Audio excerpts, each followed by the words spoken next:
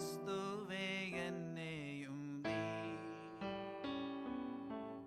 മകനാക്കുവാൻ തിന്മകൾ നീക്കുവാൻ വിൺമഹിമ വെടിഞ്ഞു.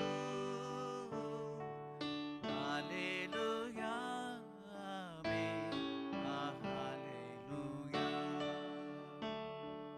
യേശുവേ നിൻ പാദം കുമ്പിടുന്നേ. യേശുവേ നിൻ പാദം കുമ്പിടുന്നേ. യേശുവേ നിൻ പാദം കുമ്പിടുന്നേ. സ്നേഹത്തിൻ നാഴി തന്നിൽ മുങ്ങി ഞാനെന്നും അന്നിൽ. സ്നേഹത്തിൻ നാഴി തന്നിൽ മുങ്ങി ഞാനെന്നും അന്നിൽ. ആമയം മാറിയും ആനന്ദമേറിയും വാഴുന്നു വേദികളിലേ.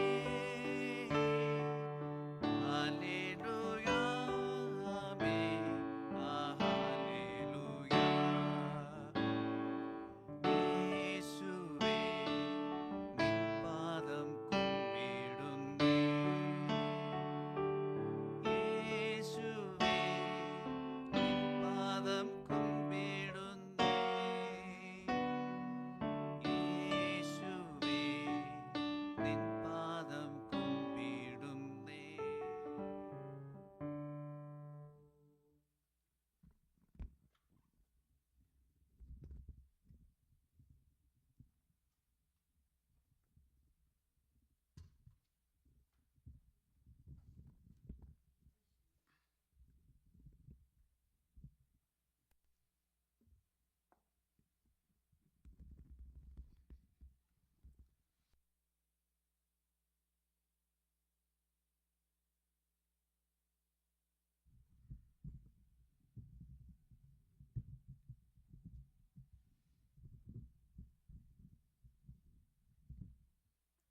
Praise God. ഹല്ലേലൂയ. തുടർന്നുള്ള സമയം നാം ദൈവവചനത്തിന് മുമ്പിലോട്ട് വീണ്ടും ആകുകയാണ്. കഴിഞ്ഞ ആഴ്ച നമ്മൾ നിർത്തിയിടത്തു നിന്ന് ആരംഭിക്കുവാനാണ് ആഗ്രഹിക്കുന്നത്. റോമാലേഖനം 1-ാം അധ്യായം 18-ാം വാക്യം, ദൈവത്തിൻ്റെ കോപം ആകാശത്തു നിന്ന് എല്ലാ ദുഷ്ടതയ്ക്കും അന്യായത്തിനും വിരുദ്ധമായി വെളിപ്പെടുന്നു എന്ന് പറഞ്ഞ് അവിടെയാണ് നിർത്തുന്നത്. പക്ഷെ റോമാലേഖനം പറയുന്നത് this is a journey from the condemnation to glorification എന്നതാണ് നമ്മുടെ കാര്യം. അതിനുള്ള റീസൺ എന്തുവാണ്? അയ്യോ, ഞാൻ അരിഷ്ട മനുഷ്യൻ, ഈ മരണത്തിന് അധീനമായ ശരീരത്തിൽ നിന്ന് എന്നെ ആർ വിടുവിക്കും എന്ന ചോദ്യത്തിന് അതിനകത്തോട്ട് നമ്മൾ യാത്ര ചെയ്തുകൊണ്ടിരിക്കുകയാണ്. 1-ാം അധ്യായം പെട്ടെന്ന് പറഞ്ഞ് നിർത്തിയിട്ട് 2-ാം അധ്യായത്തിൽ പോകണമെന്നാണ് ഞാൻ ആഗ്രഹിക്കുന്നത്. ദൈവത്തിൻ്റെ കോപം ആകാശത്ത് നിന്ന് എല്ലാ ദുഷ്ടതയ്ക്കും അന്യായത്തിനും വിരുദ്ധമായി വെളിപ്പെടുന്നു. ആ വാക്യം ഒന്ന് ഇച്ചിരി ഡീപ്പായിട്ട് എടുക്കുകയാണെങ്കിൽ, സിമ്പിളാക്കിക്കൊണ്ട് പറയുകയാണെങ്കിൽ, we should take the sin as serious. പാപത്തെ സീരിയസ് ആയിട്ട് എടുക്കണം. ദൈവികമായ കാര്യങ്ങളോട്ട് വരുമ്പോൾ ഒന്നിനെയും ഉഴപ്പാസായിട്ട് നാം എടുക്കുവാൻ ശ്രമിക്കരുത്. അബ്രഹാം യാഗം കഴിക്കുവാൻ വേണ്ടി വന്നപ്പോൾ യാഗപീഠത്തിന്മേൽ വെച്ച് പക്ഷിയെ പിളർന്നു വയ്ക്കാത്ത ഒരവസ്ഥ വന്നത് ഒരു തലമുറ, ഒരു ജനത മുഴുവൻ 400 ചില്ലുവാനം വർഷം ഒരു ദേശത്ത് പാർക്കേണ്ടത് വന്നതായിട്ട് ഒരു സ്ഥിതിയിലോട്ടെത്തി. Take sin as serious. When you do something regarding the God's things, take it as serious. അടുത്ത വാക്യത്തിൽ പറയുന്നത്, ലോക സൃഷ്ടി മുതൽ ദൈവത്തിൻ്റെ അദൃശ്യ ഗുണങ്ങൾ അത് വ്യക്തമായി കാണപ്പെടുന്നു. ദൈവത്തിൻ്റെ പദ്ധതികളെ, ദൈവം ചെയ്യുന്ന കാര്യങ്ങളെ ലോകം തുടങ്ങിയ കാലം തൊട്ട് നമ്മളോട് ഇടപെടുന്നുണ്ട്. But we are ignoring it. അതാണ് അതിൻ്റെ ഏറ്റവും പ്രധാനപ്പെട്ട വിഷയം. അതിൻ്റെ 20-ാം വാക്യം അതാണ് പറയുന്നത്. നാം പറഞ്ഞു നിർത്തിയത് 21-ാം വാക്യത്തിലാണ്. അവർ ദൈവത്തെ ദൈവമെന്ന് അവർ മഹത്വപ്പെടുത്തുകയോ നന്ദി കൊടുക്കുകയോ ചെയ്തില്ല. അതിനാണ് ഞാൻ ബുക്ക് ഓഫ് മലാഖായി എന്ന് കൊണ്ടുവന്നത്. ഏതാണ്? യു കോൾ മീ ഡാഡി, നിങ്ങൾ എന്നെ പിതാവേ എന്ന് വിളിക്കുന്നു, എന്നോടുള്ള ബഹുമാനം എവിടെ? നിങ്ങൾ കണ്ണുപൊട്ടിയതിനെയും മുടന്തുള്ളതിനെയും എനിക്ക് യാഗം കഴിക്കുവാൻ വേണ്ടി കൊണ്ടുവരുന്നു. അത് നിങ്ങളുടെ ദേശാധിപതിക്ക് കൊടുത്താൽ അവയെ സ്വീകരിക്കുമോ എന്ന ഒരു ഉദാഹരണത്തോടെ പറയുന്നത്. ദൈവത്തെ അറിഞ്ഞ് ദൈവത്തിന് മഹത്വം കൊടുപ്പീൻ. അത് ദൈവത്തിൻ്റെ വ്യവസ്ഥയാണ്. ഈ ജനം മുഴുവൻ അവർ ദൈവത്തെ അറിയോ അവർക്ക് നന്ദി പറയുകയോ ചെയ്യാത്ത ഒരവസ്ഥയാണ്. അതാണ് they knew God, they did not honor him as God. ദൈവത്തെ അവർ അറിഞ്ഞിരുന്നു. അറിയാൻ മേലാത്തതല്ല, ദൈവത്തെ അറിഞ്ഞിരുന്നു. പക്ഷെ ദൈവത്തിന് നന്ദി കൊടുക്കാത്ത അവസ്ഥ. അതുകൊണ്ട് എന്ത് സംഭവിച്ചു? അടുത്ത വാക്യത്തോടെ പെട്ടെന്ന് നീങ്ങട്ടെ. Therefore God gave them over in the sinful desires of their hearts. ദൈവം അവരുടെ എന്ത് സംഭവിച്ചു? ഹൃദയത്തിലെ മോഹങ്ങൾക്ക് വിട്ടുകൊടുത്തു. നമുക്ക് മോഹമുണ്ട്, പക്ഷെ വിട്ടുകൊടുക്കാത്ത ഒരു ദൈവ സാന്നിധ്യമുണ്ട്. ഇവിടെയാണ് ഒരു ആത്മീകന്റെ ജീവിതത്തിന്റെ പരമപ്രധാനമായ വേലികെട്ടെന്ന് പറയുന്നത്. ദൈവം മനുഷ്യനെ സകലവിധ മോഹങ്ങളോടുകൂടിയാണ് ജനിപ്പിച്ചത്. The full ഹാർമണിയോടാണ് ജനിപ്പിച്ചത്. നമ്മൾ ഈ ലോകത്തിൽ ജനിക്കുമ്പോൾ ഫുൾ ഹാർമണി ജനിച്ചിരിക്കുന്ന മനുഷ്യൻ, ദൈവത്തിൻ്റെ ആ ഒരു മനുഷ്യൻ ഹൃദയത്തിലെ മോഹങ്ങളിലോട്ട് പോകുവാൻ കാരണം ഈ വേലിക്കെട്ടിനെ പൊളിച്ചു കളഞ്ഞു. കാര്യം എന്താ അറിയോ? ഇതൊരു പാപമായിരുന്നു. എന്ത് പാപം? ലോകത്തിലെ ഏറ്റവും വലിയ പാപം എന്താ അറിയോ? When you did not know God, ദൈവത്തെ ദൈവമെന്ന് തിരിച്ചറിയാത്തതാണ് ലോകത്തിലെ ഏറ്റവും വലിയ പാപം. ആ പാപത്തിന്റെ കോംപ്ലിക്കേഷനാണ് എന്ത് പറ്റി? അതുകൊണ്ട് ദൈവം അവരുടെ സ്വന്തം ഹൃദയത്തിന്റെ മോഹങ്ങൾക്ക് വിട്ടുകൊടുത്തു. If you are resisting to God, ദൈവത്തോട് മറുതലിക്കുകയാണെങ്കിൽ God will send you to your own desires. ഞാൻ ഇനി അതിനെപ്പറ്റി ആ വാക്യങ്ങൾ ഒന്നാമത്തെ നിങ്ങൾ വീട്ടിൽ പോയി വായിച്ചാൽ മതി. അവർക്ക് പറ്റിയ പാപങ്ങൾ. ദൈവം ഇന്ന് കാണുന്ന സകലവിധ അസന്മാർഗിതയുടെയും അതിനെ റൂൾ ഔട്ട് ചെയ്ത് നിൽക്കുന്ന പ്രധാന വിഷയം എന്താണെന്നറിയാമോ? ദൈവത്തെ ദൈവമെന്ന് അറിഞ്ഞിട്ടും തിരിച്ചറിയാത്തത് കൊണ്ടാണ് അതിനെ ദൈവം അവരെ നികൃഷ്ടബുദ്ധിക്ക് ഏൽപ്പിച്ചു കൊടുത്തത്. അതാണ് ആ അതിന് എഴുതിയിരിക്കുന്നത്. അവർ ദൈവത്തെ, അടുത്തത് 25-ാം വാക്യം, ദൈവത്തിന്റെ ട്രൂത്ത് റീപ്ലേസ്ഡ് വിത്ത് ലൈ. അതായത് സത്യത്തെ അതിനെ റീപ്ലേസ് ചെയ്തു. എന്തുകൊണ്ട്? അസത്യം കൊണ്ട് റീപ്ലേസ് ചെയ്തു. അതുകൊണ്ട് എന്ത് സംഭവിച്ചു? 26-27 വാക്യം, the sinful desires were released in them. ദൈവം അവരെ ലജ്ജാകരമായ അഭിലാഷങ്ങളിലേക്ക് അവരെ വിട്ടുകൊടുത്തു. The wrong desires-ലോട്ട് ദൈവം വിട്ടുകൊടുത്തു. അത് അതിൻ്റെ 28-ാം വാക്യം. എനിക്ക് പെട്ടെന്ന് മുൻപോട്ട് പോകുന്നു. ദൈവം അവരുടെ ഹൃദയത്തെ ഇരുട്ടാക്കി കളഞ്ഞു. എന്താ സംഭവം? 28-ാം വാക്യം ഒന്ന് വായിക്കുകയാണെങ്കിൽ, പ്രകാശം നിൽക്കേണ്ട ഹൃദയത്തിൽ ഇരുട്ടിനെ വ്യാപരിച്ചു. ഇതിൻ്റെ എല്ലാം ബേസിക് കോസ് എന്തോ? ദൈവത്തെ ദൈവമെന്ന് തിരിച്ചറിഞ്ഞ് മഹത്വം കൊടുക്കാഞ്ഞതിൻ്റെ ബേസിക് കോസാണ് അത് സംഭവിച്ചത്. അപ്പോൾ അതുകൊണ്ട് എന്ത് സംഭവിച്ചു? 29-31 വാക്യങ്ങൾ എന്താ പറയുന്നത്? അവർ എല്ലാ തരം അന്യായങ്ങളാൽ നിറഞ്ഞവരാകുന്നു. മീൻസ് ആത്മീകരായി നിറഞ്ഞു നിൽക്കേണ്ടിടത്ത് അവർ അന്യായം കൊണ്ട് നിറഞ്ഞു നിന്നു. അതിൽ ഏറ്റവും പ്രധാനപ്പെട്ട വിഷയം 32-ാം വാക്യം നിങ്ങളൊന്ന് വായിച്ചു നോക്കണം. They celebrate the sin. The one of the most dangerous thing in the world, when you began to celebrate sin, when you deliberately celebrate the sin, the basic reason is when you are ignoring God, God will take you to a place where you are celebrating the sin. പാപത്തെ നിങ്ങൾ ആഘോഷമാക്കുന്ന ഒരു സ്ഥലത്തിലോട്ട് എത്തിക്കും. ഞാൻ ആ ഒന്നാം അധ്യായം recap ചെയ്തിട്ട് പെട്ടെന്ന് രണ്ടാം അധ്യായത്തിലോട്ട് പോകണം. ഞാൻ ഓർത്ത് ഒരാഴ്ചയിൽ ഒരു അധ്യായം കവറപ്പ് ചെയ്യാനോ ആഗ്രഹത്തിലാണ് മുന്നോട്ട് പോകുന്നത്. അപ്പോൾ ഇനി നിങ്ങൾക്ക് ഒന്നാം അധ്യായത്തിൻ്റെ കാര്യം പ്രധാനമായിട്ട് ഒന്ന് റീക്യാപ്പ് ചെയ്തിട്ട് പോകാം. ഒന്നാം അധ്യായം പഠിപ്പിക്കുന്നത് the journey from contamination to glorification, പാപത്തിൽ നിന്ന് മഹത്വീകരണത്തിലോട്ടുള്ള യാത്രയെപ്പറ്റി. അതിൽ പ്രധാനപ്പെട്ട കാര്യം the wretched man and needed deliverance. ഞാൻ അരിഷ്ട മനുഷ്യൻ, ഈ മരണത്തിന് അധീനമായ ശരീരത്തിൽ നിന്ന് എന്നെ ആർ വിടുവിക്കും എന്ന ചോദ്യമാണ് ഒന്നാം അധ്യായത്തിൽ. പൗലോസ് വീണ്ടും പറയുന്നു, I am not ashamed of the gospel, സുവിശേഷത്തെ പറ്റി എനിക്ക് ലജ്ജയില്ലെന്ന് പറയുന്നു. അത് എടുത്ത കാര്യം എന്താണ്? The gospel is the power of God. സുവിശേഷം എന്ന് പറയുന്നത് ദൈവത്തിന്റെ ശക്തിയാണെന്ന് പറയുന്നുണ്ട്. അതുകൊണ്ട് എന്ത് സംഭവിച്ചു? അവർ ദൈവത്തെ തിരിച്ചറിയാഞ്ഞത് കൊണ്ട് the wrath of the God is revealed. അവർ ദൈവത്തെ അറിഞ്ഞ് തിരിച്ചറിഞ്ഞ് മഹത്വം കൊടുക്കാഞ്ഞതിനെ പറ്റിയും ഈ പറഞ്ഞ കാര്യങ്ങൾ നിങ്ങൾ ഒന്നാം അധ്യായത്തിൽ അതേ ഉള്ളൂ. ഇനി രണ്ടാം അധ്യായത്തിലോട്ടാണ് നമ്മൾ വരുന്നത്. രണ്ടാം അധ്യായത്തിലോട്ട് ഇത് ഞാൻ റീക്യാപ്പ് ചെയ്താണ് ഇത് പറഞ്ഞത്. ഇത്രയുമാണ് കഴിഞ്ഞ ഈ ഒന്നാം അധ്യായത്തിലുള്ള റീക്യാപ്പ് ചെയ്തേക്കുന്നത് completely. We are going to chapter 2, Romans chapter 2. ഒന്നാം അധ്യായം നിങ്ങൾ വായിക്കണം.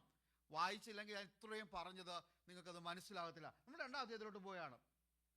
ഒന്നാം അധ്യായം പഠിപ്പിച്ചത് ആരെ പറ്റിയായിരുന്നു? ഒന്നാം അധ്യായം പഠിപ്പിച്ചിരുന്നത് ദൈവത്തെ അറിയാത്ത ജനതയെ പറ്റിയാണ് ഒന്നാം അധ്യായം പറഞ്ഞിരുന്നത്. അവർക്കുള്ള കണ്ടമിനേഷൻ ആയിരുന്നു, അവർക്കുള്ള ന്യായവിധിയെ പറ്റിയായിരുന്നു. പക്ഷെ രണ്ടാം അധ്യായത്തിൽ വരുമ്പോൾ ആരെ പറ്റിയാ പറയുന്നറിയോ? ജൂയിഷ് പീപ്പിളിനെ പറ്റി പറയുന്നുണ്ട്, ദ നോൺ ജൂയിഷ് പീപ്പിൾ. ഇത് ആരാന്നറിയാവോ?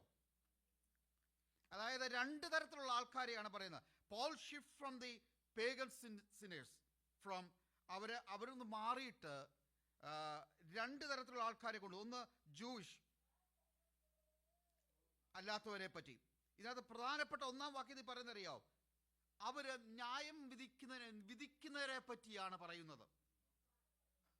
ഒന്നാമത്തെ അവർ ജഡ്ജ് ചെയ്യുന്നുണ്ട്, മറ്റുള്ളവരെ വിധിക്കുന്നുണ്ട്. ഈ രണ്ട് ഗ്രൂപ്പ് ആൾക്കാർ, യഹൂദന്മാരും ഈ രണ്ടാമത്തെ ഗ്രൂപ്പ് ആൾക്കാരാരെന്ന് പറഞ്ഞുതരാം. അവരുടെ സാമൂഹിക വ്യവസ്ഥകൾക്കനുസരിച്ച് നന്നായിട്ട് ജീവിക്കുന്ന ആൾക്കാർ. കള്ളു കുടിക്കത്തില്ല, ഈ നമ്മൾ പറയുന്ന ഈ വക പാപങ്ങളൊന്നും ചെയ്യാത്ത ഒരു ഗ്രൂപ്പ് ആൾക്കാർ. ഒന്ന് യഹൂദന്മാര്, രണ്ടാമത്തെ ആൾക്കാർ അതാണ്. അപ്പോൾ ഒന്നാമത്തെ വാക്യം, ആ വാക്യത്തിൽ എന്താ പറയുന്നത്? ഒന്ന് വായിക്കാമോ? ഒന്നാം അധ്യായം ഒന്ന് മലയാളത്തിൽ അതുണ്ടെങ്കിൽ അതിൻ്റെ അഭേദഭാഗം ഒന്ന്, രണ്ടാം അധ്യായത്തിന് ഒന്നാം വാക്യം. Therefore you have no excuse, everyone who passes judgment, for in that judgment itself. ഇത് വിധിക്കുന്നവരെ പറ്റിയാണ് പറയുന്നത്. ഈ രണ്ട് ഗ്രൂപ്പ് ആൾക്കാര്, വിധിക്കുന്ന ആൾക്കാര്. അത് പറയുന്നത് ഒന്നാമത്തെ കാര്യം, യഹൂദന്മാര് പറയുന്നത് എന്താണെന്നറിയോ? അവർ മോറലി സുപ്പീരിയർ ആണെന്ന്, ഞങ്ങള് കൂടിയ ആൾക്കാരാണെന്ന്. അവർ പറയുന്നത് ഞങ്ങൾക്ക് തോറ ലഭിച്ചവരാണ്, യഹൂദന്മാരെ പറ്റി പറയുന്നത്. അവർക്ക് ഞങ്ങൾക്ക് മോശയിൽ നിന്ന് ലഭിച്ച തോറാസ് ഞങ്ങളുടെ ഉണ്ട്. അവർ വിശ്വസിച്ച എന്തുവായിരുന്നു? They were the chosen people. ഞങ്ങളെ തെരഞ്ഞെടുത്തവരാണ്. We know the God's standard. ദൈവത്തിന്റെ സ്റ്റാൻഡേർഡ് ഞങ്ങൾക്കറിയാം. യഹൂദന്മാരുടെ ഏറ്റവും പ്രധാനപ്പെട്ട വിഷയം അറിയാം.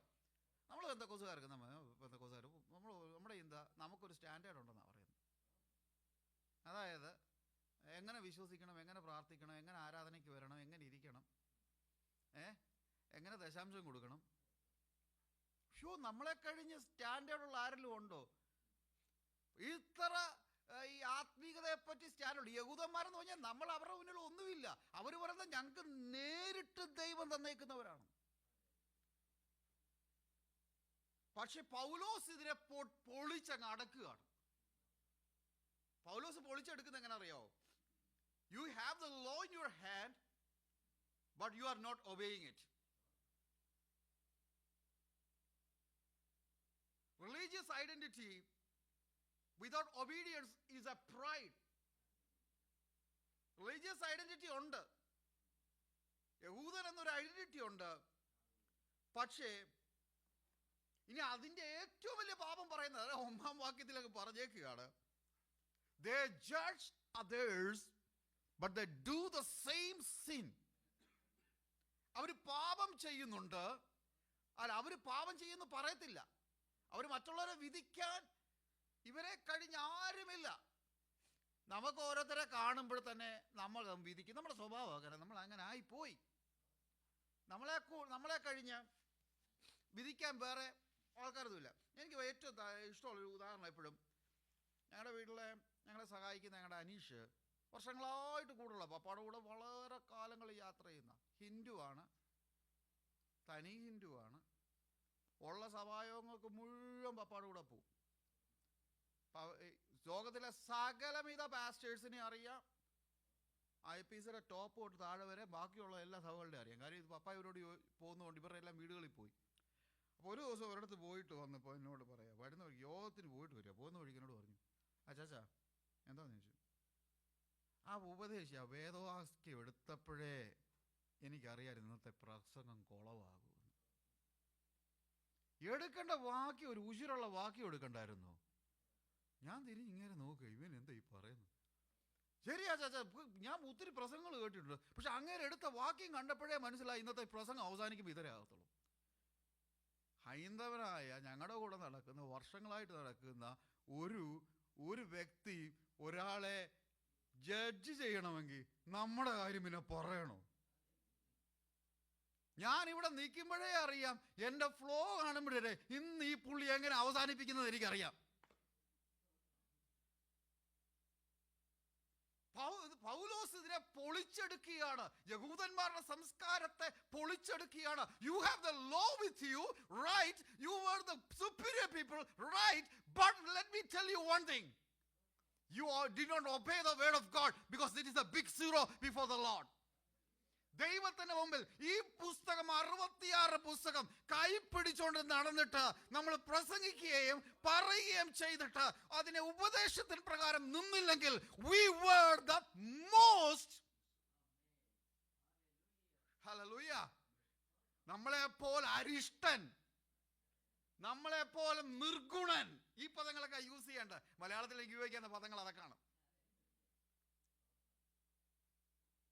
ഇനി അടുത്ത ഗ്രൂപ്പ് ആൾക്കാരാരാ? ഞാൻ യഹൂദന്മാരെ പറ്റി പറഞ്ഞ് ന്യായപ്രമാണം തോളായും ഒക്കെ കയ്യിലുള്ള യഹൂദന്മാരെ പറ്റി. അടുത്തവരാരെ പറ്റിയാ പറയുന്നത്? ജെന്റൈൽസ് ആയിട്ടുള്ളവര്. ഇവരെന്ന് പറഞ്ഞാൽ നല്ല ഉപദേശങ്ങൾ അറിയാമല്ലോ, മോറൽ സ്റ്റാൻഡേർഡിൽ ആവശ്യമില്ലാത്ത ഒരു വൃത്തികെട്ട പരിപാടിയും നാട്ടുകാരുടെ മുന്നോട്ട് കാണിക്കത്തില്ല, ഒന്നും കാണിക്കത്തില്ല, ഒന്നും വെരി പെർഫെക്റ്റ്. എത്രയോ ആൾക്കാരുണ്ട്. പക്ഷേ അവർ പറയുന്നൊരു വാക്കുണ്ട്, we were good without a religion. ഞങ്ങൾ ആരാധനയ്ക്കൊന്നും പോകുന്നില്ലെങ്കിലും നല്ലതായിട്ട് നമ്മൾ അവരോട് സൂക്ഷിക്കാൻ പറയാം. എടാ, നിങ്ങളും ഞങ്ങളും എന്നാ വ്യത്യാസം? We were good. ആ, നിങ്ങളുടെ കൂടെ വരുന്ന പുള്ളിക്കാരൻ എന്തോ കുഴച്ചില്ല, അവരെക്കാളും ബെറ്ററാ ഞാൻ. ദേ ജഡ്ജസ്. പൗലോസ് ഇവരെ പറ്റിയാ പറയുന്നത്. കാര്യം, we have a better moral being before the society. We do better. പക്ഷേ പൗലോസ് അതിനെയും പൊളിച്ചെടുക്കുകയാണ്. Human morality cannot erase sin.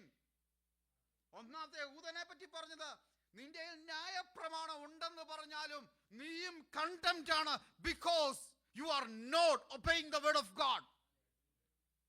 രണ്ടാമത്തെ മൊറാലിറ്റി പറയുന്ന ആൾക്കാരെ പറ്റി പറയാം, you are people with religious everything without religion, but you cannot be arised from sin.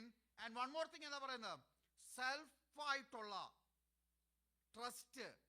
ഞാൻ ഞങ്ങളാന്ന് പറയുന്നത് ദൈവവുമായിട്ടുള്ളൊരു ബാരിയർ കെട്ടുകയാണ്. കാര്യം, ദൈവം ഇല്ലെങ്കിലും എനിക്ക് നന്നായിട്ട് ജീവിക്കാൻ അറിയാം. പൗലോസ് ഈ രണ്ട് ഗ്രൂപ്പ് ആൾക്കാരെ പൊളിച്ചടക്കിയിട്ട് പറയാണ്, both stand guilty before God if they rely on themselves. ആ വാക്യം നിങ്ങൾ വായിച്ചു നോക്കണം. നിങ്ങൾ സ്വയത്തിൽ ആശ്രയിക്കുന്നത് കൊണ്ട് നിങ്ങൾ മുഴുവനും പാപികളാണ്. അടുത്തത് 2 അധ്യായം 1 മുതൽ 5 വാക്യത്തിനകത്ത് whether you may be the religious Jews or Gentiles, both stand guilty before the Lord because you rely on yourself. നിങ്ങൾ തന്നെ റിലൈ ചെയ്യുന്നു. അതിന്റെ 4-ാം വാക്യം അത് വളരെ ഡേഞ്ചറസ് വാക്യമാണ്. നമ്മൾ അറിഞ്ഞിരിക്കേണ്ട ഭാഗമാണ് 4-ാം വാക്യം. ഡു യു ഹാവ് ദ, അത് എഴുതിയിരിക്കുന്ന കാര്യം, നിങ്ങൾ ദൈവത്തിന്റെ ദയ ഇതൊക്കെ മനസാന്തരം. ആ വാക്യം ഒന്ന് വായിക്കാം, 4-ാം വാക്യം മലയാളത്തിൽ ഒന്ന് വായിക്കാം, സഹായിക്കാം പ്ലീസ്. 4-ാം വാക്യം. ആ ആ ആ ആ കേട്ടോ, നീ ദൈവത്തിന്റെ ദയ ഇതൊക്കെ നിങ്ങൾ അറിയുന്നുണ്ട്. ഞാൻ ഡീപ്പായിട്ട് പോവുകയാണ്, പക്ഷെ ഇതിന്റെ കുറച്ചുകൂടി ഡീപ്പുണ്ട്. എനിക്ക് ചർച്ച് സർവീസിൽ കൊണ്ടുവരാൻ പറ്റത്തില്ല. ദൈവത്തിന്റെ ദയ, ദൈവത്തിന്റെ എല്ലാം നിങ്ങൾ അറിയുന്നുണ്ട്. But these things are not bringing to your repentance. എഴുതിയിരിക്കുന്ന കണ്ടോ, നിങ്ങളെല്ലാം ദൈവത്തിന്റെ ദയയുണ്ട്, ദൈവത്തിന്റെ കരുണയുണ്ട്. ഈ ദൈവത്തിന്റെ ഇത് you draw a graph from x-axis and y-axis, the mathematics, right? Here is the x or y. ഇങ്ങേപ്പുറത്ത് വരുമ്പോഴത്തേക്ക് ദൈവത്തിന്റെ സ്നേഹമുണ്ട്, ദൈവത്തിന്റെ കരുണയുണ്ട്, ദൈവത്തിന്റെ ദയയുണ്ട്. ഈ നെക്സ്റ്റ് ആക്സിസിലോട്ട് വന്നു കഴിഞ്ഞാൽ എന്തോ അറിയോ, ദൈവത്തിന്റെ കോപമുണ്ട്, ദൈവത്തിന്റെ ക്രോധമുണ്ട്, ദൈവത്തിന്റെ ക്രോധാഗ്നിയുണ്ട്. You are on the same road. You may say that you have been standing in the axis of God's kindness, God's love and everything. Let me tell you one thing, if you are ignoring that one, you are going to the next axis. God is showing the kindness, patience every day because he wants to turn back to the real standard where God needs us. പണ്ടൊക്കെ പറയുന്ന വാക്കുണ്ട്, പണ്ടൊക്കെ അപ്പോ കൊടുത്തോണ്ടിരുന്നത് അല്ലേ. അനന്യാസും സഫീറും ചർച്ചിൽ വന്നു, പൈസ കൊണ്ട് ചർച്ചിൽ കൊടുക്കാൻ വന്നതാ. അപ്പ തന്നെ പ്രിന്റ് ചെയ്ത് കൈ കൊടുത്തു, death. But we are in the place of God's kindness, everything. അത് പറയുന്നത് യഹൂദനോടും ദൈവത്തിന്റെ അത് മൊറാലിറ്റി അനുസരിക്കുന്ന ആൾക്കാരോട് ഇത് പറയുന്നത്.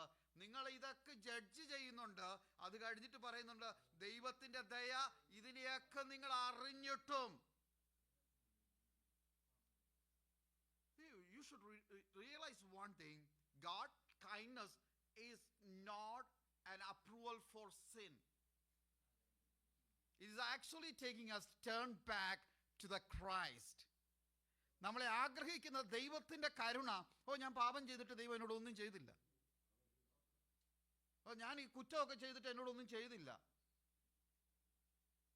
ഇന്ന് രാവിലെ സമയം ഈ വചനം പഠിക്കുമ്പോൾ മനസ്സിലായിക്കോണം, ഒന്നാം അധ്യായത്തിൽ പറഞ്ഞു, ടേക്ക് സിൻ ആസ് സീരിയസ്. ഒരു ചെറിയ പിഴവ് ഒരു ജനതയെ 400 ചില്വാനം ഒരു ദേശത്ത് അടിമപ്പണിയായിട്ട് മുഴുവനും ഒരു മരുഭൂമിയിൽ പട്ടുപോകുവാൻ കാരണമായത് ഒരൊറ്റ പിഴവ് പോലെയാണെങ്കിൽ ഇന്ന് രാവിലെ സമയം ദൈവത്തിന്റെ കരുണയെ നിങ്ങൾ ഒരിക്കലും വില കുറച്ച് കാണല്ല, ദൈവത്തിന്റെ ദയയെ വില കുറച്ച് കാണല്ല, ദൈവത്തിന്റെ ആർദ്രതയെ വില കുറച്ച് കാണല്ല. ഇതെല്ലാം നമ്മെ റിപ്പന്റൻസിൽ കൊണ്ടുപോകുന്നതാണെന്ന് പരിശുദ്ധാത്മാവ് രാവിലെ ഓർപ്പിക്കുകയാണ്. Praise God. എനിക്കൊന്നും പറ്റുന്നില്ല എന്നൊക്കെ പറഞ്ഞ് ഞാൻ ചോദിക്കട്ടെ, ദൈവത്തിന്റെ ദയയും കരുണയും നമ്മളെ പാപത്തിന് അപ്രൂവൽ ആണെന്ന് ദൈവം ഒരിക്കലും പറയുന്നില്ല. നമ്മളെ തിരിച്ചു കൊണ്ടുവരണം. നമ്മൾ ചില ബിസിനസ് സ്ഥാപനങ്ങളൊക്കെ ചെന്നാൽ ഒരു വാക്യം, ഒരു ബോർഡ് എഴുതി വെച്ചിട്ടുണ്ട്, ഞങ്ങൾക്ക് ഒരുവിധ ഈ വക ഒരു കമ്പനികളോടും ബന്ധമില്ല, ഞങ്ങളുടെ ഒരു ഏജൻസികളും ഒരിടത്തും വർക്ക് ചെയ്യുന്നില്ല. God is saying the same thing. I have no relationship with sin. പാപവുമായി ഒരു ബന്ധവുമില്ല. Kindness is not a bonus for sin. Grace is not a bonus for sin. ദൈവത്തിന്റെ ദയ പാപത്തിന് വേണ്ടി, സിന്നിന് വേണ്ടിയുള്ള ബോണസ് അല്ല. You want to repent, you want to come back, you have to turn back. That is the real scenario. God says in Romans chapter 2 verse 4. Turn back to the repentance. അതാണ് അവിടെ പഠിപ്പിക്കുന്നത്. ഈ പിള്ളേരെ നമ്മൾ വേൾവ് വടക്കൊക്കെ പറയും, നല്ലത് കൊടുക്കും, വായി പിടിച്ചതൊക്കെ നമ്മൾ പറയും. വിവരം ബോധം ഉള്ള പിള്ളേരാണെ പറയും, ഇനി മേലാല ഞാൻ അങ്ങനെ ചെയ്യത്തില്ല, ഐ വിൽ നോട്ട്. ചില പിള്ളേരുണ്ട് ഇതൊക്കെ പറഞ്ഞിട്ടും വീണ്ടും ചെയ്യുന്നു. കാര്യം കുറെ കഴിയുമ്പോഴായിരിക്കും അപ്പൻ്റെ തനിനിറം അറിയുന്നത്. ഇതുതന്നെ സ്വർഗത്തിലെ പിതാവ് ചെയ്യുന്നത്. ഗാഡ്സ് മനസ്സിലാക്കണം, നമ്മൾ ഒരിക്കലും മിസ്ഇൻറ്റർപ്രറ്റ് ചെയ്യല്ല. ഗാഡ്സ് നമ്മളെ ദൈവം തരുന്ന ഗ്രേസ് നമുക്ക് അപ്രൂവൽ ആണെന്നും ഒരിക്കലും മിസ്ഇൻറ്റർപ്രറ്റ് ചെയ്യല്ല. ദൈവത്തിൻ്റെ വീക്ക്നെസ് കാരണമാണ് നമ്മളോട് ഒന്നും ചെയ്യാത്തത്, ഒന്നും സംഭവിച്ചില്ല, കുഴപ്പമില്ല എന്ന് പറഞ്ഞ് പോകുന്നത്. God's patience is not taken as a comfort zone. It is just pointing out us what is the reality. ദൈവത്തിൻ്റെ ദയ, നാം പാപത്തിൽ വീണ് കഴിഞ്ഞാൽ ദൈവത്തിൻ്റെ ദയ ഒരിക്കലും അതിനെ മൂടുന്ന ഒരു കവറല്ല, അതിനെ റിവീൽ ചെയ്യുന്നതായിട്ട് നമ്മൾ എടുക്കണം. പൊതിച്ചോറ് മനോരമ പേപ്പറിൽ പൊതിഞ്ഞു വന്നു കഴിഞ്ഞാൽ കാണാത്തതുപോലെ അങ്ങനെ ആകരുത്. നമ്മൾ പാപം ദൈവസന്നിധിയിൽ നാം തെറ്റിപ്പോകുമ്പോൾ ദൈവത്തിൻ്റെ ഗ്രേസിനെ നമ്മെ അതിനെ കണ്ടിട്ട് മടങ്ങിപ്പോകുന്ന ഒരു ലെൻസാക്കി മാറ്റുവാനാണ് പരിശുദ്ധാത്മാവ് ഓർപ്പിക്കുന്നത്. Praise God. ഇത് നമ്മളെ റിപ്പൻറ്റൻസിലോട്ട് നമ്മളെ കൊണ്ടുവരുന്ന വേണ്ടിയാണ്. 2-ാം അധ്യായം 6 മുതൽ 10 വരെയുള്ള വാക്യം അതിനകത്ത് എഴുതിയിരിക്കുന്നത്. അടുത്ത വാക്യത്തിലോട്ട് പെട്ടെന്ന് നീങ്ങട്ടെ. എഴുതിയിരിക്കുന്നത്, എന്നാൽ നിന്റെ കാഠിന്യവും അനുതാപമുള്ള ഹൃദയം നീ ദൈവകോപത്തിന്റെ നീതിക്ക് വെളിപ്പെടുന്ന കോപ ദിവസത്തിലേക്ക് നിനക്ക് തന്നെ കോപം ചരിച്ചു വയ്ക്കുന്നു. അതായത് ഒരിക്കലും നമ്മുടെ ആ റോമാലേഖനത്തിൽ 2-ാം വാക്യത്തിൽ you are storing up wrath, ദൈവത്തിന്റെ കോപത്തെ നീ കൂട്ടിവെക്കുകയാണ്. എബ്രായ ലേഖനം 13-ാം വാക്യത്തിൽ പറയുന്നതിലോട്ട് that none of you have been hardened by the deceitful of sin. പാപത്തിന്റെ കാഠിന്യം മൂലം ഹൃദയം കട്ടിപിടിച്ചു പോകരുത്. കുറെ കഴിയുമ്പോൾ കട്ടിപിടിച്ചു പോവും. റിപ്പൻറ്റൻസ്, ജെരമ്യാ പ്രവചനത്തിൽ പറയുന്നുള്ളൂ, ഹാർട്ട് ഈസ് ഡിസീസ്ഫുൾ അബൌട്ട് എവറിത്തിങ്. നമ്മൾ റിപ്പൻറ്റ് ചെയ്യാത്ത ഒരു സ്ട്രാറ്റജി വരികയാണെങ്കിൽ എന്താ സംഭവിക്കുന്ന? നാം പിന്നെ യൂസ്ലെസ് ആയി മാറുന്ന കാലഘട്ടത്തിലോട്ട് വരും. ഹല്ലേലൂയ. സിൻ എന്ന് പറയുന്നത് ഒരു പ്രവൃത്തിയല്ല, സിൻ എന്ന് പറയുന്നത് ഒരു ഹൃദയത്തിൻ്റെ അവസ്ഥയാണ്. അതാദ്യം മനസ്സിലാക്കണം. വെരി ഇമ്പോർട്ടൻറ്റ് തിങ് ആണ്. സിൻ എന്ന് പറയുന്നത് നമ്മൾ എപ്പോഴും ചെയ്യുന്ന ഒരു ചെയ്യുമ്പോൾ കുറ്റമായിട്ട് അതിനെ സിൻ എന്ന് കാണല്ല. Sin is a situation of heart. പാപത്തിൻ്റെ അവസ്ഥയാണ്. It will be triggered all the time. All the time, എപ്പോഴും അത് പ്രവർത്തിച്ചുകൊണ്ടിരിക്കും. അതല്ലേ പറഞ്ഞേക്കുന്നത് യെശയ്യാ പ്രവാചകന്റെ പുസ്തകം 53-ാം അധ്യായം നമ്മൾ തിരുവത്താഴത്തിൽ വായിക്കുമ്പോൾ പറഞ്ഞില്ലേ, ഞങ്ങൾ ആടുകളെ പോലെ തെറ്റിപ്പോയിരിക്കുന്നു. മീൻസ് വി ആർ കംപ്ലീറ്റ്ലി പോയി. സിൻ എന്ന് പറയുന്നത് ഒരു പ്രസന്റ്, ഒരു സ്ഥലത്തു മാത്രമല്ല. എഫേസ്യർ 2-ാം ലേഖനം 1 മുതൽ 3 വാക്യത്തിൽ പറയുന്നത് എങ്ങനെയാ? Dead in trespass. ലോകത്തിൻ്റെ നാം പാപത്തിനും അനീതിക്കും ഒക്കെ നാം വശം വിട്ടുപോയി. ഏറ്റവും കാഠിന്യമുള്ള അവസ്ഥയെപ്പറ്റി കൊലോസ്യ ലേഖനത്തിൽ 1-ാം അധ്യായം 21-ാം വാക്യത്തിൽ പറയുന്നത്, വിത്ത് എ ഹോസ്റ്റൈൽ മൈൻഡ്. ഇവിടെയാണ് നമ്മുടെ പ്രശ്നം കിടക്കുന്നത്. യഹൂദനെയും 2 ഗ്രൂപ്പിനെ പറ്റി പറയുന്നത്, your A hostile mind. Hostile എന്നറിയാമോ? അതായത് നമ്മളെ തടവറയിൽ പാർപ്പിച്ചിരിക്കുന്ന മൈൻഡ്. അതിപ്പോ എന്താ പറ്റുന്നത്? ഇതിന്റെ ബേസിക് കോഴ്സ് പറയുന്നുണ്ട്. God's wrath is the right response for the sin. വേറെ ഒന്നുമില്ല. ദൈവത്തിന്റെ കോപമാണ് അതിന്റെ റൈറ്റ് റെസ്പോൺസ്. അതായത് റോമാലേഖനം 1:18 പറയുന്നത് the wrath of the God is revealed from heaven. നഹൂമിൽ പറയുന്നത് പോലെ the Lord is slow to anger and great in power. 7-ാം സങ്കീർത്തനം 11 the God is the righteous judge and the God will. കണ്ടോ എഴുതിയ ഭാഗം നോക്കിയേ. wrath is എന്ന് പറയുന്നത് ദൈവത്തിന്റെ പ്രവൃത്തി, പാപത്തിനെതിരെയുള്ള ദൈവത്തിന്റെ ആക്ഷനാണ് wrath എന്ന് പറയുന്നത്. അപ്പം അതിന്റെ 2-6 പെട്ടെന്ന് വരാം. എഴുതിയിരിക്കുന്നത് God will repay according to your deeds. നിങ്ങളുടെ പാപത്തിന്റെ ഇച്ചിരി കോംപ്ലിക്കേറ്റഡ് ആയതുകൊണ്ട് ഇങ്ങനെ പോകുന്നത്, അത് മനസ്സിലാക്കി നിങ്ങൾ വായിക്കുമ്പോൾ കൂടുതൽ മനസ്സിലാകും. അത് God will repay according to your deeds. നിങ്ങളുടെ പ്രവൃത്തിക്കനുസരിച്ചുള്ള പ്രതിഫലം ദൈവം തരും. എങ്ങനാ? God judges everyone fairly. ഇനി അങ്ങോട്ട് വരുമ്പോൾ ദൈവം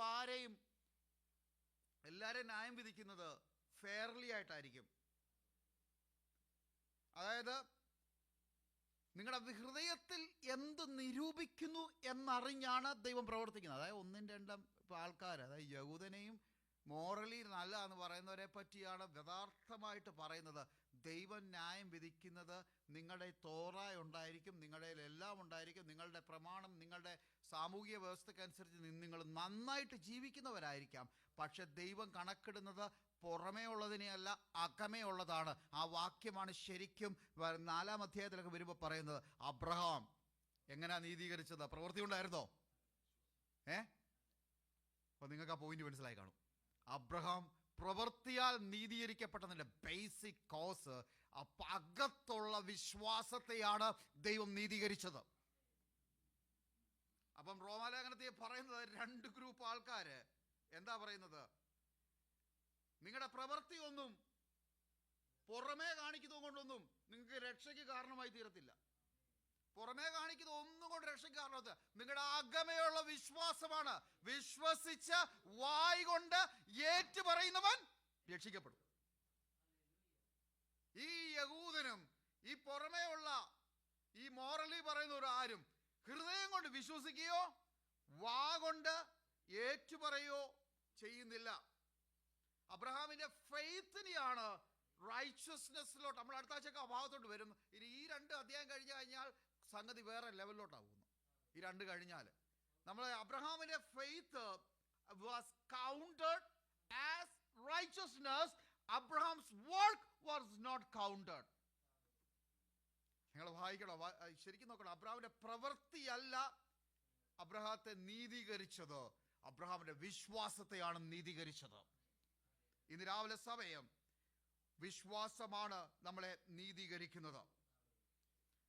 റോമാലേഖനം 4-ാം അധ്യായം 2-ാം വാക്യത്തിൽ if Abraham was justified by works, ആ വാക്യം നിങ്ങൾ ശ്രദ്ധിച്ചു നോക്കുക, കറക്റ്റായിട്ട് വരും. If Abraham was justified by works he has something to boast.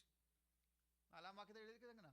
അബ്രഹാമിന്റെ പ്രവൃത്തി കൊണ്ട് അബ്രഹാം നീതീകരിച്ചിരുന്നെങ്കിൽ വിശ്വസിക്കുവാൻ, അബ്രഹാമിനെ പ്രശംസിക്കുവാൻ കാരണമുണ്ട്. ഇനി അടുത്ത ഞാൻ പെട്ടെന്ന് മുന്നോട്ട് പോകട്ടെ. 11-ാം വാക്യം കൂടെ പറഞ്ഞിട്ട് ഞാൻ പെട്ടെന്ന് നിർത്താം. അടുത്ത ഭാഗം കൂടെ പറഞ്ഞിട്ട് ഞാൻ പെട്ടെന്ന് നിർത്താം. The law written on their heart. അതാണ് നിങ്ങൾ മനസ്സിലാക്കേണ്ടത്. 2:12 മുതൽ 16 വാക്യങ്ങൾ. 2 തരത്തിലുള്ള ആൾക്കാരെ പറ്റി പറഞ്ഞു. ഈ ലോ ഒരു ആൾക്കാർക്ക് കൽപ്പനകൾ കൊടുത്ത ആൾക്കാർ. രണ്ടാമത്തെ group ആൾക്കാരാണെന്നറിയാവോ? The law is written. The God who given the law on external revelation and given with the tablets. അവരെ കൊടുത്തു. അതേ യഹൂദന്മാർ. രണ്ടാമത്തെ ഗ്രൂപ്പ് ആരായിരുന്നു? God built the law, not the law, complete law, for the justice ആയിട്ടുള്ള law. അതായത് ഹൃദയത്തിനകത്ത് കൊടുത്തിരിക്കുന്ന conscious, that is the written law by God. മനസാക്ഷി എന്ന് പറയുന്ന ഒരു സംഭവം ഉണ്ട് കേട്ടോ. When you are not praying, it talks to you. When you are doing something wrong, it talks to you. Right? ഇത് മോറലി നല്ലതാന്ന് പറഞ്ഞ് ജീവിക്കുന്നവരുടെ അകത്ത് ദൈവം കൊടുത്തേക്കുന്ന ഇവരെ എല്ലാം ദൈവം പിടിച്ച് ന്യായം വിധിക്കുമെന്നാണ് പറഞ്ഞേക്കുന്നത്. അപ്പൊ അതിനകത്ത് പറഞ്ഞ ബേസിക് കാര്യം യഹൂദന്മാരെ you are contempt and morally right people you are contempt. The people who doesn't know God, in the chapter 1 I said, they were also condemned. അപ്പോൾ ഇതിനകത്ത് പൗലോസ് എഴുതിയേക്കുന്ന ആരുണ്ട് കണ്ടം ചെയ്യാത്തത്? അതാണ് പറയുന്നത്, everyone is condemned. അയ്യോ, ഞാൻ അരിഷ്ട മനുഷ്യൻ, ഈ മരണത്തിന് അധീനമായ ശരീരത്തിൽ നിന്ന് എന്നെ ആർ വിടുവിക്കുന്ന ചോദ്യത്തിന് ഈ 3 ഗ്രൂപ്പിനകത്ത് നമ്മളും അതിനകത്ത് വന്നിരും. നമ്മളൊക്കെ അങ്ങനെ ആയിരുന്നു. പക്ഷേ നമ്മുടെ ഹൃദയത്തിനകത്ത് രണ്ടാമത്തെ ഗ്രൂപ്പിനെ പറ്റി പറയുന്നത്, അതായത് the law was embedded, all the moral standards were embedded in the hearts because we were created at the image of God. നാം ദൈവത്തിന്റെ ഇമേജിൽ ക്രിയേറ്റ് ചെയ്തേക്കുന്നുണ്ട്. എല്ലാ മനുഷ്യർക്കും ഒരു മനസ്സാക്ഷി എന്നൊരു സംഭവം ദൈവം അകത്ത് ബിൽഡ് ചെയ്തിട്ടുണ്ട്. When you are doing wrong, it began to prick your heart. When you do something wrong, it shows the guilt in your heart. The people justify themselves. അപ്പോൾ ഇതെന്നാ പറ്റുന്നറിയോ? ഇവർക്ക് സ്ക്രിപ്റ്റേഴ്സ് ഒന്നുമില്ല, കാര്യങ്ങളൊന്നുമില്ല. പക്ഷെ ഈ പാപം ചെയ്ത് കഴിഞ്ഞിട്ട് ഇവരുടെ അകത്തൊരു ചിലർ നമ്മൾ ഈ ന്യായം പറയുമല്ലോ, പ്രധാനം പറഞ്ഞു നമ്മൾ എന്തെങ്കിലും പറഞ്ഞ് നമ്മൾ ന്യായം പറയല്ലോ. ഈ പെന്തക്കോസുകാരല്ലാത്തവരും വിശ്വാസികളല്ലാത്തവരും ന്യായം പറയുമല്ലോ. റീസൺ ഈ കണ്ടം ഇതാണ്. കോൺഷ്യസ് പറയുന്നുണ്ട് തെറ്റാന്ന്, പക്ഷെ തെറ്റിനെ അതിനെ കവറപ്പ് ചെയ്യാനാണ് ന്യായം പറയുന്നത്. എൻ്റെ സമയം കഴിഞ്ഞു. ഞാൻ ദൈവം വെച്ചാൽ അടുത്ത ആഴ്ച എങ്ങനെയെങ്കിലും ഇത് കവറപ്പ് ചെയ്തെടുത്ത് അടുത്ത ചാപ്റ്ററിലോട്ട് പോകാം. ദൈവം ധാരാളമായിട്ട് അനുഗ്രഹിക്കട്ടെ. നിങ്ങളിതൊന്ന് വായിച്ചു നോക്കണം കേട്ടോ. കാര്യം 2-ാം അധ്യായം 1-2 അധ്യായത്തിൻ്റെ ഇത്രയും വരെയുള്ള പോർഷൻസ് വായിച്ചു നോക്കുക. ദൈവം ഈ ആഴ്ചയിൽ ദൈവകൃപ അനുഭവിക്കുന്ന ആഴ്ചയായി തീരട്ടെ എന്ന് പ്രാർത്ഥിച്ചുകൊണ്ട് വാക്കുകളെ അവസാനിപ്പിക്കുന്നു.